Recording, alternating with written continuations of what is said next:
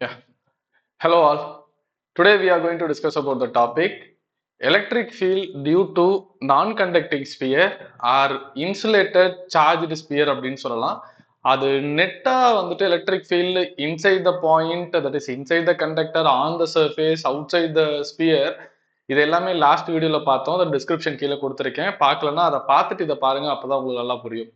இப்போ அதிகமா JE questions எப்படி வரும்னா, அந்த சார்ஜ்டு கண்டக்டர்ல தட் இஸ் இன்சுலேட்டட் சார்ஜ்டு கண்டக்டர்ல நான் ஒரு போர்ஷனை கட் பண்ணி எடுத்துட்டா அங்க இருக்கிற எலக்ட்ரிக் ஃபீல்டு என்ன, கட் பண்ணி எடுத்த பிறகு இந்த ஸ்பியர் ஒரு பாயிண்ட்ல கொடுக்குறாங்க. இப்போ இந்த பாயிண்ட்ல எலக்ட்ரிக் ஃபீல்டு என்ன, இல்ல சர்ஃபேஸ்ல எலக்ட்ரிக் ஃபீல்டு என்ன, இல்ல இன்சைட்ல எடுத்த பிறகு இது ஒரு பார்ட்டா கேவிட்டி அப்படின்னு நம்ம சொல்லுவோம், கிரேவ்டு பார்ட் அப்படின்னு சொல்லுவோம். ஸோ இதை எடுத்த பிறகு உள்ள என்ன, கேவிட்டி உள்ள என்ன அப்படிங்கிறதா இது நார்மல். ஸோ இதோட பேசிக்ஸ் கண்டென்ட் இங்க பாத்திரலாம். ஜேஇயோட கண்டென்ட் வேணும் அப்படின்னா கீழே ஆப்போட டிஸ்கிரிப்ஷன் கொடுத்துருக்கேன், அதுல நீங்க டவுன்லோட் பண்ணி பார்த்துக்கலாம். ஸோ நார்மலா charged conducting sphere that is insulated charged sphere அவுட் சைட்ல சர்ஃபேஸ்ல ஃபர்ஸ்ட் பாத்திரலாம். சர்ஃபேஸ்ல rho R by 3 epsilon naught. Last வீடியோல சொன்னோம் மேக்சிமம் அதை ரோல தான் எக்ஸ்பிரஸ் பண்ணிருப்பாங்க. இன்சைட் என்ன வரும், inside E inside rho R by 3 epsilon naught. So இது தெரியல அப்படின்னா அதான் சொன்னேன், இந்த வீடியோ பார்க்கறதுக்கு முன்னாடி நீங்க இந்த பேசிக்ஸ் பார்த்தாதான் இது புரியும். இப்போ நான் கட் பண்ணி வெளியில எடுத்துட்டேன். இந்த கிரீன் கலர் போர்ஷன் நான் ரிமூவ் பண்ண போர்ஷன், ஓகேவா? இந்த பாயிண்ட்ல ஏங்கிற பாயிண்ட்ல இப்போ பேலன்ஸ் இருக்கிறது எவ்வளோ எலக்ட்ரிக் ஃபீல்ட் கொடுக்கும் அப்படின்னு நம்ம பார்க்கலாம். ஸோ இந்த பாயிண்ட் சென்டர்ல இருந்து வெரி இம்பார்ட்டன்ட், சென்டர்ல இருந்து R1 வச்சுக்கலாம். இது எக்ஸாக்டா சர்க்கம்ஃபரன்ஸை டச் பண்ணி தான் கட் ஆகணும் அப்படின்னு இல்லை, but majority of the problem அப்படிதான் இருக்கும். ஸோ நம்ம இன்னும் காம்ப்ளெக்ஸா பார்த்துட்டோம்னா அது ஈஸியா இருக்கும்ல. சென்டர்ல இருந்து இது R2ங்கிற பொசிஷன்ல இருக்கு, ஓகே? R2ங்கிற பொசிஷன்ல இருக்கு. இப்போ நெட் ஸ்பியரோட எலக்ட்ரிக் ஃபீல்டு இங்க என்னன்னு பாத்தீங்கன்னா EA final electric field is equal to net ஸ்பியரோட எலக்ட்ரிக் ஃபீல்டு என்ன, K அந்த நெட் ஸ்பியரோட Q பை அதோட டிஸ்டன்ஸ் R1 ஸ்கொயர். இது கட் பண்ணி எடுக்கலனா இதுதான் ஆன்சர். ஆனா இப்ப கட் பண்ணி எடுத்துட்டோமே, அப்போ கட் பண்ணி எடுத்ததோடது மைனஸ், கரெக்டா? இப்ப இந்த கட் பண்ணி எடுத்ததோடது எப்படி எழுதுறேன்னா K இன்டூ இவங்களுக்குள்ள ஒரு சார்ஜ் இருக்கும்ல, அதை நம்ம DQன்னு வச்சுக்கலாம். டிஸ்டன்ஸ் எவ்வளவு இருக்காங்க, இந்த பாயிண்ட்ல இருந்து சென்டர் R1 அதுக்கப்புறம் R2. நம்ம என்ன பண்ணணும்னா இந்த சென்டர்ல இருந்து இந்த பாயிண்ட் நம்ம கால்குலேட் பண்ணணும். அப்ப இங்க என்ன வரும், R1 plus R2 the whole square. அவ்வளவுதான், வெரி ஈஸி நோ? எஸ். இப்போ நம்ம Q என்ன பண்ணணும், Qங்கிறது என்னது, நெட் சார்ஜ். அப்போ நான் அதை இன் டர்ம்ஸ் ஆஃப் டென்சிட்டியில எழுதுறேன் பாருங்க. So rho is equal to Q by இந்த ரெட் கலர் போர்ஷன் ஃபுல்லா கட் பண்ணி எடுக்கிறதுக்கு முன்னாடி என்ன வால்யூம் 4/3 பை ஆர், இதோட ரேடியஸ் என்ன எடுத்துக்கலாம், கேபிட்டல் ஆர் எடுத்துப்போம். எஸ், ஆர் கியூப் பக்கா.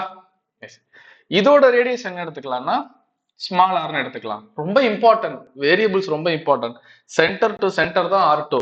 நான் கட் பண்ணி எடுத்ததோட போர்ஷன் ஆர்னு சொல்லியிருக்கேன். சரி, அப்ப இந்த Q என்ன எழுதலாம், K இன்டூ இதான் நெட் சார்ஜ். அப்போ நான் ரோ இன்டூ வால்யூம் எழுதுறேன் 4/3 பை ஆர் கியூப் பக்கா பை R1 ஸ்கொயர். இதுல எந்த சேஞ்சும் இல்லை, மைனஸ் K இன்டூ இந்த DQ சார்ஜ் டென்சிட்டி சேம், அதுல எந்த டவுட்டும் இல்லை. ஸோ இதோட டென்சிட்டியும் ரோ தான், ஆனா அவங்க கிட்ட இருக்க சார்ஜ் DQ பை அவங்களோட வால்யூம். அவங்களோட வால்யூம் என்ன, 4/3 பை அதோட ரேடியஸ் என்ன, small r cube. This is very important, very important.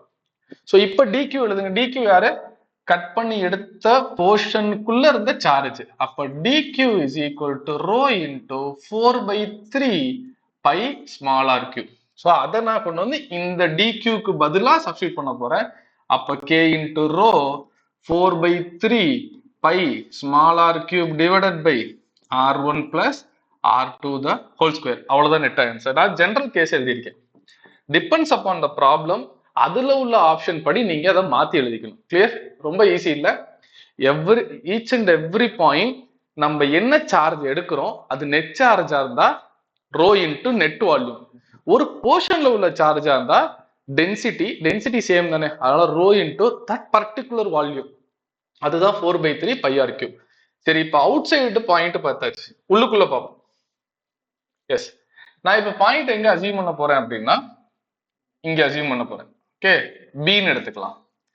சென்டர்ல இருந்து அதோடது R1, இது as it is அப்படியே இருக்கட்டும் R2. இதோட ரேடியஸ் என்ன? Capital R. இதோட ரேடியஸ் என்ன? Small r. Fine, super. இப்போ நார்மலா E இன்சைடு கட் பண்றதுக்கு முன்னாடி, இந்த கிரீன் கலர் போர்ஷன் எடுக்கிறதுக்கு முன்னாடி நெட் சார்ஜ் E இன்சைடு என்ன, அதுக்கு தான் சொன்னேன் இந்த முன்னாடி வீடியோ பார்த்தாதான் நான் இப்ப ஏன் ரோ r/3 எப்சிலான் நாட் எழுதுறேன் அப்படின்னு உங்களுக்கு புரியும்.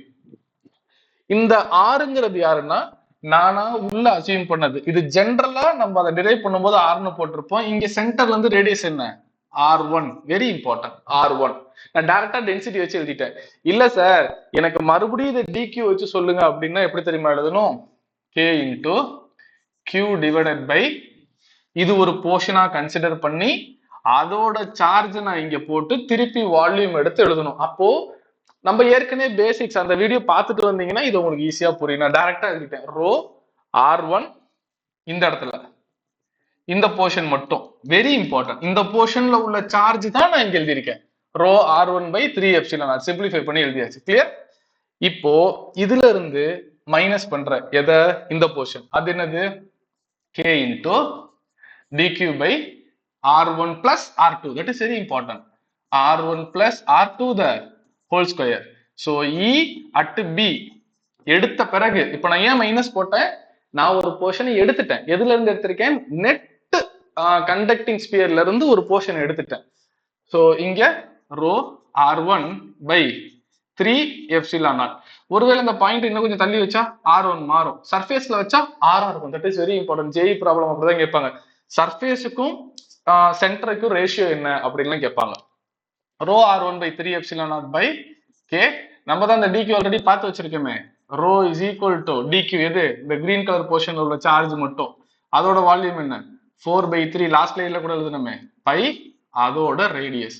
அப்ப dqக்கு பதிலா எழுதணும் rho 4/3 pi r³ by R1 plus R2 the whole square. Is it clear? So outside ஒன்னு பார்த்தாச்சு. ரிமூவ் பண்ண பிறகு அவுட் சைடு என்ன? ரிமூவ் பண்ண பிறகு அவுட் சைடு என்ன? எஸ், ரிமூவ் பண்ண பிறகு அவுட் சைடு.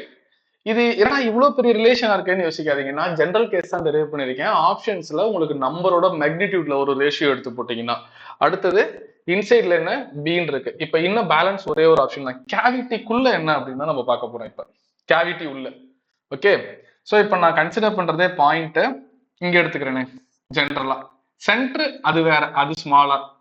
நான் இந்த இடத்துல கன்சிடர் பண்றேன், இல்ல அதுக்கு முன்னாடி கன்சிடர் பண்றேன், கன்சிடர் பண்றேன், அது R2.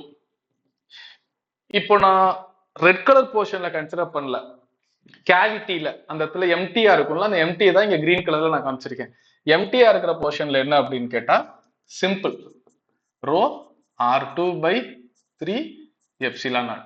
ஏன் சார் அப்படின்னா, ஒரு charge conducting sphere, that is insulated charge ஸ்பியர்ல இன்சைட்ல இந்த போர்ஷனை மட்டும் நீங்க கன்சிடர் பண்றீங்க, அதோடது R அப்படின்னா E inside is equal to rho R/3 epsilon naught. இப்போ நான் இங்க இருந்து, இது இன்சைட் தானே, இன்சைட்ல தானே இருக்கு, இந்த போர்ஷனை கன்சிடர் பண்ணி அதோட சார்ஜ டென்சிட்டி இன்டு அதோட வால்யூம் மட்டும் எழுதுனதா இந்த ஈக்குவேஷன். அப்போ E inside at any point, கேவிட்டிக்குள்ள நீங்க எங்க மெஷர் பண்ணாலும் அந்த டிஸ்டன்ஸ அப்படியே இந்த ரோ பக்கத்துல போட்டா அதுதான் ஆன்சர். கிளியர்? சோ ரிமூவ் பண்ண பிறகு பேசிக் ஸ்ட்ராங்கா இருந்தாதான் இது நல்லா புரியும் உங்களுக்கு. இது நெட் சார்ஜ், நெட் ஸ்பியர், அதுல இருந்து ரிமூவ் பண்ணதோடது மிச்சம் உள்ளதுதான் இந்த EA வெளியில. அடுத்தது B, அடுத்தது கேவிட்டி. ஓகே, சோ இதோட ஜேஇ ப்ராப்ளம் கீழே டிஸ்கிரிப்ஷன்ல ஆப்ல இருக்கு, அதுல போய் ரெஃபர் பண்ணிக்கோங்க. Thank you all.